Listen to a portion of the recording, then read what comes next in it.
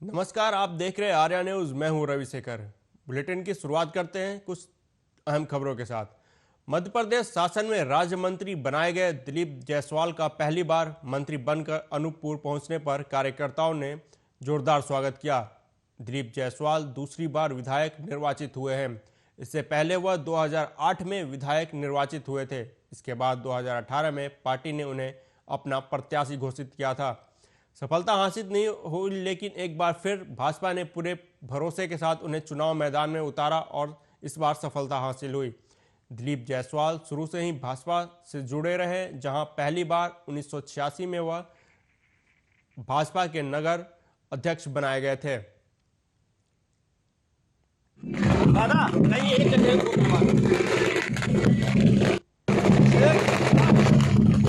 निवेदन किया, उन्होंने तत्काल मुझे 15 करोड़ रुपया दिया और उस 15 करोड़ से 1.5 करोड़ का कोतमा में भगवान परशुराम मंगल भवन बनेगा, इसके लिए मैंने घोषणा किया है। इसी प्रकार से अपने कोठी में हमारे संत शिरोमणि रविदास जी के नाम से मंगल भवन 1 करोड़ की लागत से बनेगा। मंत्री की किस तरह स्वागत की तैयारी है आप सभी लोगों की? पूरे अनूपपुर जिले में, अनूपपुर नगर में पूरा उत्साह है। हमारे भारतीय जनता पार्टी कार्यकर्ता, हमारे नगर के गणमान्य नागरिक, हमारे पार्षदगण सब यहाँ मौजूद हैं उनके स्वागत के लिए, और पूरे जिले में अच्छा वातावरण है। क्या अपेक्षाएं रखते हैं आप? माननीय दिलीप जायसवाल जी पुराने कार्यकर्ता हैं। भोपाल में नाबालिग से छेड़छाड़ करने का मामला सामने आया है। पुलिस ने बताया कि गुरुवार को नाबालिग जहांगीराबाद स्थित अपनी नानी के घर आई थी। वहीं आरोपी उसका पीछा करते हुए यहां आ गया और उसका हाथ पकड़ लिया। एक दिन तो लड़की चुप रही, लेकिन फिर आरोपी की हरकतें बढ़ने लगी। इसके बाद विरोध करने पर लड़के ने लड़की को डराना धमकाना शुरू कर दिया। परेशान होकर पीड़िता ने अपने परिजनों को इस बात की जानकारी दी, जिसके बाद परिवार के लोग उसे जहांगीराबाद थाने लेकर आए और आरोपी के खिलाफ छेड़छाड़ समेत अन्य धाराओं में एफआईआर दर्ज कराई। सर, एक नाबालिग के साथ छेड़छाड़ का मामला आया है थाना क्षेत्र में। हाँ, ये 28 तारीख की जो है 28/11 की घटना है। एक नाबालिग बच्ची है, वो न्यू आरिफ नगर में रहती है अपने मम्मी पापा के साथ। उसकी नानी हमारे थाना क्षेत्र में रहती है। उसका कहना है कि मैं 28/11 को यहाँ अपनी नानी के आई थी, तो बरखेड़ी पात्रा पुल के पास में जो है एक अरसान नाम का लड़का है, 20-21 साल का लड़का है, वो उसे परेशान करता है, उसका पीछा करता है। उसने हाथ भी पकड़ लिया और थोड़ा सा आपत्तिजनक बातें करी। उसने 1-2 बार मना भी किया, तो इसके बाद लगातार ऐसा होने के बाद जो है उसने पहले तो डर के मारे अपने मम्मी पापा को ये बात बताई नहीं। फिर जब वो आरिफ नगर में गई, अपने मम्मी पापा को ये बात बताई। फिर वो कल अपने पेरेंट्स के साथ में आई थी और उस लड़के के खिलाफ एफआईआर दर्ज कराया हमने। स्टॉकिंग धारा 354D 354C के तहत और पॉस्को एक्ट केस में ले लिया। अरसान नाम के आरोपी के विरुद्ध मुकदमा पंजीबद्ध किया। सर, एक नाबालिग गुना बस हादसे के बाद मध्य प्रदेश के मुख्यमंत्री मोहन यादव ने बड़ा एक्शन लेते हुए पूरे प्रदेश में वाहनों की फिटनेस के साथ साथ चालक और परिचालकों के भी दस्तावेज चेक किए जाने के आदेश दिए हैं, जिसका पालन करते हुए कार्रवाई शुरू हो चुकी है। इसी को लेकर पन्ना में यातायात एवं परिवहन विभाग द्वारा चेकिंग की जा रही है। यातायात थाना प्रभारी सूबेदार ज्योति दुबे अपने स्टाफ के साथ सुबह से ही यात्री बसों की चेकिंग में लगी हैं।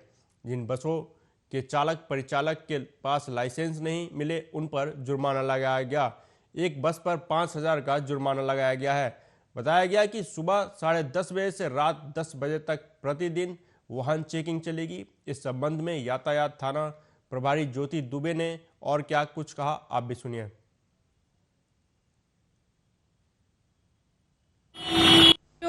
ऑफिस का स्टाफ और ट्रैफिक पुलिस हम दोनों संयुक्त रूप से वाहन चेकिंग कार्रवाई कर रहे हैं। इसमें मुख्य रूप से हम लोग बसों के सभी कागजात चेक करते हैं, जैसे कि उसका बीमा, फिटनेस, परमिट, इमरजेंसी उसमें गेट है कि नहीं, वो भी चेक कर रहे हैं। साथ ही ड्राइवर कंडक्टर के लाइसेंस चेक कर रहे हैं, ओवरलोडिंग तो नहीं है बस, इसको भी चेक कर रहे हैं। और अभी तक 25 बसों की चेकिंग की जा चुकी है। आज रात 10 बजे तक यह लगातार कार्यक्रम चलेगा। लगातार हम लोग 2 टीम बनाई गई हैं, जो कि अल्टरनेट तरीके से बसों की चेकिंग करेंगी। मैडम, क्या विशेष है कि चेकिंग कर रहे हैं आज आप गुना हादसे के उसमें? जैसा कि आप सभी को विदित है कि गुना में एक बस दुर्घटना हुई है जिसमें करीब 13 लोगों की मृत्यु उस एक्सीडेंट के कारण हुई है। तो माननीय मुख्यमंत्री महोदय द्वारा ये निर्देशित किया गया है कि सभी बसों को चेक किया जाए। तो उन्हीं के निर्देशों के पालन में एसपी साहब के आदेश अनुसार हम लोग यहाँ वाहन चेकिंग लगाए हुए हैं। बस अभी जब्त नहीं हुई है। एक बस का 5,000 रुपये का प्रदूषण का चालान बनाया गया है और 3 बसों के जो ड्राइवर खनियान थाना राष्ट्रीय मानवाधिकार और अपराध नियंत्रण ब्यूरो की टीम ने तबला वादक धैर्य वंशकर को प्रमाण पत्र और शील्ड देकर सम्मानित किया। खनियान थाना नगर में रहने वाले धैर्य वंशकर ने ग्वालियर के तानसेन समारोह में तबला वादक में गिनीज बुक वर्ल्ड रिकॉर्ड में 1500 से अधिक तबला वादकों के साथ अपनी प्रस्तुति दी थी, जिसके बाद खनियान थाना की टीम ने उन्हें सम्मानित किया।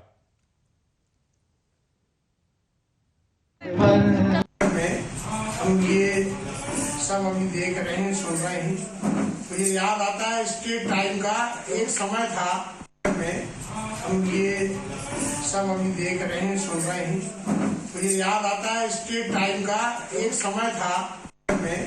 हम ये सब अभी देख रहे हैं। मध्य प्रदेश के पन्ना जिले में मातृ मृत्यु की समीक्षा रिपोर्ट में चौंकाने वाले आंकड़े सामने आए हैं, जिसमें पन्ना में 8 महीने में 32 गर्भवती महिलाओं की खून की कमी के कारण मौत हो गई। स्वास्थ्य विभाग की लापरवाही की कहानी बयां कर रहा है। आपको बता दें कि ग्रामीण क्षेत्रों में आज भी जागरूकता का अभाव देखा जा रहा है, जहां पर आदिवासी महिलाएं खून की कमी से जूझ रही हैं।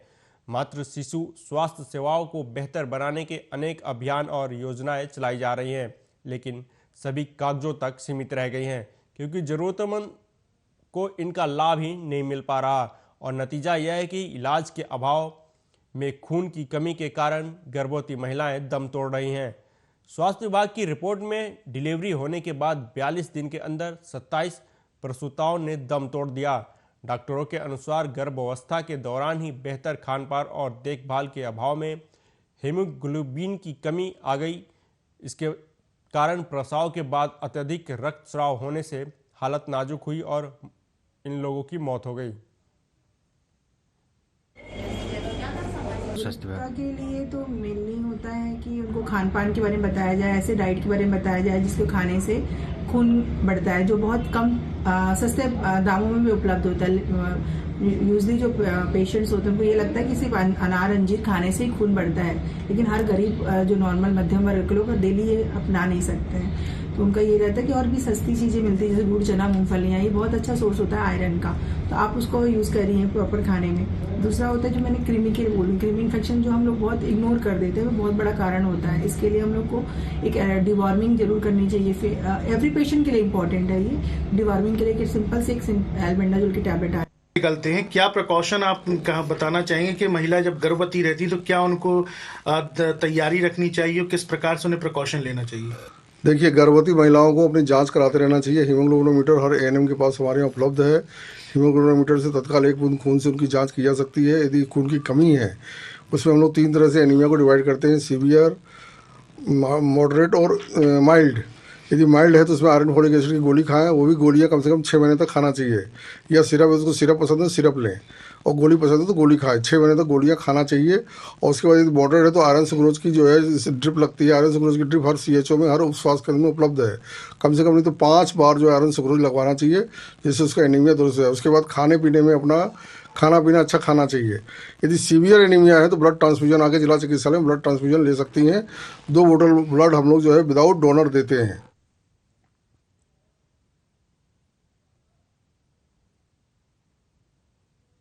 उधर भोपाल के चिनार बिल्डर के संचालक सुनील मूलचंदानी को गिरफ्तार कर लिया गया है। आरोपी के खिलाफ हाल ही में मध्य प्रदेश पुलिस के आर्थिक अपराध अन्वेषण ब्यूरो यानी EOW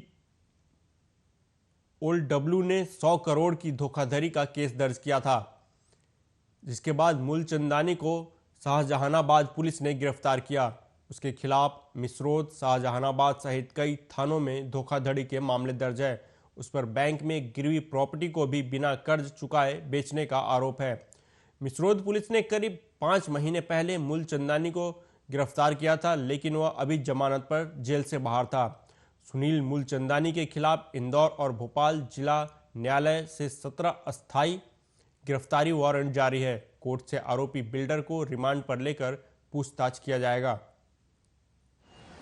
स्थायी और गिरफ्तारी वारंट का एक आरोपी है सुनील मूलचंदानी जी। काफी लंबे समय से फरार बताया जाता है, क्या इसको मामले में? ये सुनील मूलचंदानी हमारे मूलतः ईदगाह का रहने वाले हैं और इसके खिलाफ 138 के करीबन 16 स्थायी वारंट थाना शाहजहानाबाद में आए हुए हैं और एक गिरफ्तारी वारंट था। इसके अलावा इसके ऊपर एक मिसरोद थाने में और अभी हाल ही में ईओडब्ल्यू ने भी एक फॉर्जरी का केस इनके ऊपर रजिस्टर्ड किया है। लगभग 100 करोड़ का मामला बताया जा रहा है वो। तो इस प्रकार से ये सभी मामलों में फरार चल रहा था और काफ़ी लंबे समय से इसकी तलाश थी। हम लोग भी लगे हुए थे, वरिष्ठ अधिकारियों के भी बराबर निर्देशन थे कि इसको गिरफ्तार करना है। तो जो टीम लगी हुई थी, तो हमने जैसी कल सूचना मिली इसके, तो इसको इसका जो ऑफिस है मिसरोद रोड पर, वहां से इसको कल गिरफ्तार। नर्मदापुरम के पिपरिया में नहर के पास एक 7 महीने का भ्रूण मिलने से सनसनी फैल गई। मामले में पुलिस टीम ने मौके पर पहुंचकर जांच शुरू कर दी है। फिलहाल पुलिस आसपास के लोगों से पूछताछ में जुट गई है। वहीं थाना प्रभारी गिरीश कुमार त्रिपाठी ने बताया कि यह मामला गंभीर है। इस मामले में अनुविभागीय अधिकारी को सूचना दे दी गई है। मामले में जो भी दोषी पाया जाएगा उसे कड़ी से कड़ी सजा दी जाएगी।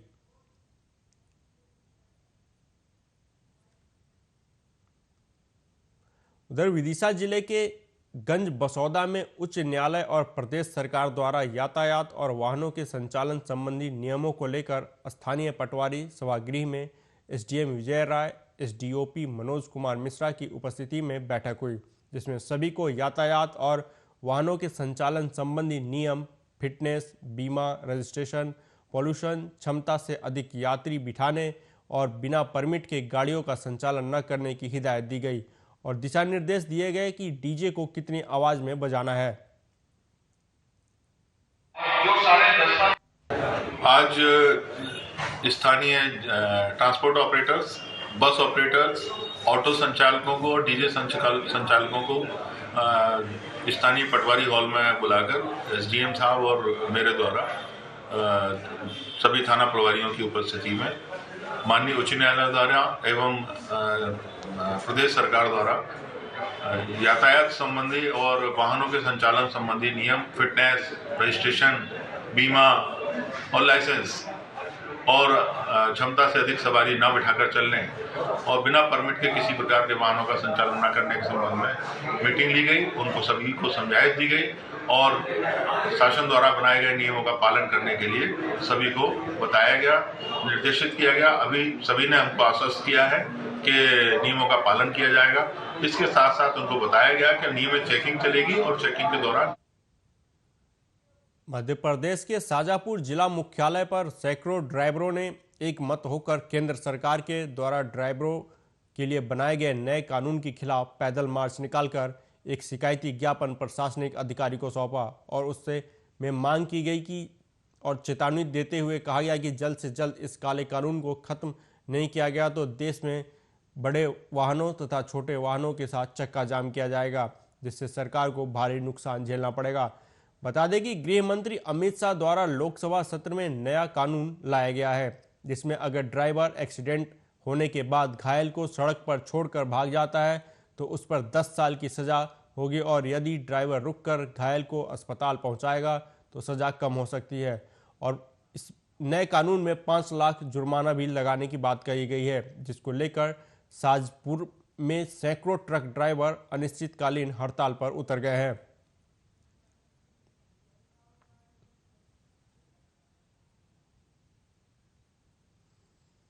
उधर मिर्जापुर में युवा कल्याण और प्रादेशिक विकास दल विभाग द्वारा पहली बार उत्तर प्रदेश ग्रामीण खेल लीग में ग्रामीण खेल महाकुंभ का आयोजन किया जा रहा है। आईटीआई ग्राउंड पर आयोजित खेल महाकुंभ का मुख्य अतिथि केंद्रीय राज्य मंत्री अनुप्रिया पटेल ने उद्घाटन किया। अनुप्रिया पटेल ने मीडिया से बात करते हुए कहा कि आज खेल के जरिए नए अवसर देश के युवाओं को मिल रहा है। केंद्र और राज्य सरकार खेलों का आयोजन कर प्रतिभाओं को आगे बढ़ने का मौका दे रही है, जिससे राष्ट्रीय और अंतर्राष्ट्रीय स्तर पर कीर्तिमान स्थापित हो सके। उन्होंने कहा कि खेलों के माध्यम से विकसित भारत बनाने में युवा अपना महत्वपूर्ण योगदान दे रहे हैं।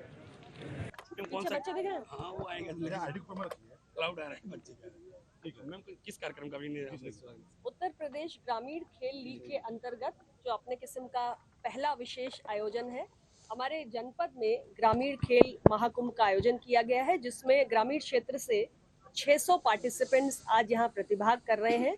3 अलग अलग कैटेगरीज में, अलग अलग ग्रुप्स में, और यहाँ पे विभिन्न प्रकार के खेल, चाहे बास्केटबॉल है, वॉलीबॉल है और एथलेटिक्स है, कबड्डी है, बैडमिंटन है, ऐसे अलग अलग खेलों में बढ़ चढ़कर पार्टिसिपेट कर रहे हैं। ये पहली बार ऐसा आयोजन हो रहा है और ग्रामीण क्षेत्र के बच्चों को एक बहुत बड़ा अवसर मिल रहा है अपनी प्रतिभा को प्रदर्शित करने का। हमारे राज्य की सरकार हो या देश की सरकार हो, निरंतर दोनों ही सरकारें प्रयास कर रही हैं कि हमारे ग्रामीण स्तर से लेकर हमारे स्पोर्ट्स स्कूल्स, यूनिवर्सिटीज़, ब्लॉक में, म्यूनिसिपैलिटीज़ में, हर जगह जो स्पोर्ट्स का इंफ्रास्ट्रक्चर है, स्पोर्ट्स की आधारभूत संरचनाएं हैं, उसमें भी वृद्धि हो। मुख्यमंत्री के निर्देश पर ग्रामीणों की समस्याओं का निस्तारण करने के लिए ग्राम चौपाल कार्यक्रम की शुरुआत की गई है। इसी कड़ी में आज ग्राम चौपाल कार्यक्रम के 1 साल पूरे होने पर उत्तर प्रदेश के रायबरेली कलेक्ट्रेट परिसर में के बचत भवन में प्रेस वार्ता का आयोजन किया गया, जहां ग्राम चौपाल की पहली वर्षगांठ पर रायबरेली से सदर भाजपा विधायक अदिति सिंह ने मुख्य अतिथि के रूप में भाग लिया। सदर विधायक ने बताया कि जन समस्याओं का निराकरण एवं पारदर्शिता राज्य सरकार की प्राथमिकता में है। ग्राम चौपाल में ग्रामीणों की समस्याओं के निस्तारण के लिए गांव में ही चौपाल लगाई जाती है।